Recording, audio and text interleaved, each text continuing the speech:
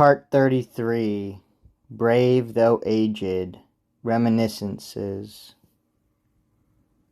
The stranger began then to vomit forth fire, to burn the great manor. The blaze then glimmered for anguish to earlmen. Not anything living was the hateful air-goer willing to leave there. The war of the worm widely was noticed, the feud of the foemen afar and anear. How the enemy injured the earls of the Geatmen, harried with hatred. Back he hied to the treasure, to the well-hidden cavern ere the coming of daylight. He had circled with fire the folk of those regions, with brand and burning. In the barrow he trusted, in the wall and his war might. The weaning deceived him.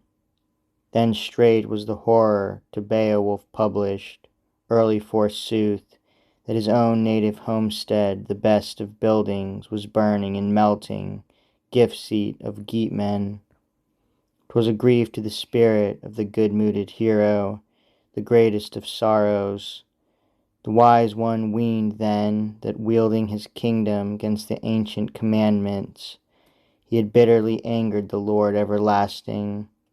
With lorn meditations his bosom welled inward, as was no wise his custom. The fire-spewing dragon fully had wasted the fastness of warriors, the water-land outward, the manor with fire. The folk-ruling hero, prince of the waiters, was planning to wreak him. The warmen's defender bade them to make him earlmen's atheling, an excellent war-shield wholly of iron. Fully he knew then that wood from the forest was helpless to aid him, shield against fire. The long-worthy ruler must live the last of his limited earth days, of life in the world, and the worm along with him, though he long had been holding hoard wealth in plenty. Then the ring-prince disdained to seek with a war-band, with army extensive, the air-going ranger. He felt no fear of the foeman's assaults, and he counted for little the might of the dragon, his power and prowess. For previously dared he a heap of hostility, hazarded dangers, war thane, when Hrothgar's palace he cleansed, conquering combatant, clutched in the battle the kinsmen of Grendel, of kindred detested. 'Twas of hand-fights not least where Higelac was slaughtered, when the king of the Geatmen with clashings of battle, friend-lord of folks in Frisian dominions, offspring of Hrethel, perished through sword-drink, with battle-swords beaten. Thence Beowulf came then, on self-help relying, swam through the waters. He bare on his arm, lone going, 30 outfits of armor, when the ocean he mounted. The Hetwars by no means had need to be boastful of their fighting afoot, who forwarded to meet him carried their war-shields. Not many returned from the brave-mooded battle-night back to their homesteads.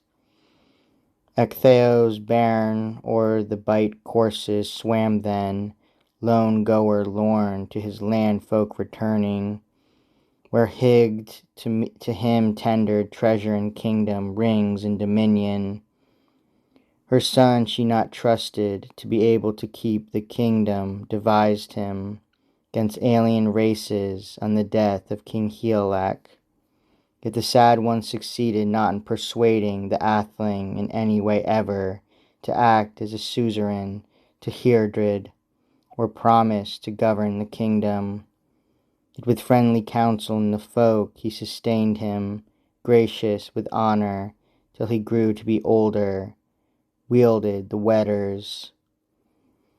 Wide-fleeing outlaws, Othier's sons, sought him o'er the waters. They had stirred a revolt 'gainst the helm of the Skilfings, the best of the sea-kings, who in Swedish dominions distributed treasure, distinguished it folk-leader.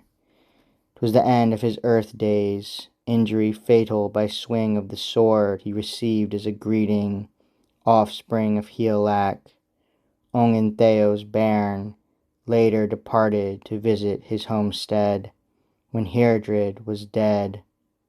Let Beowulf rule them, govern the Geatmen, good was that folk king.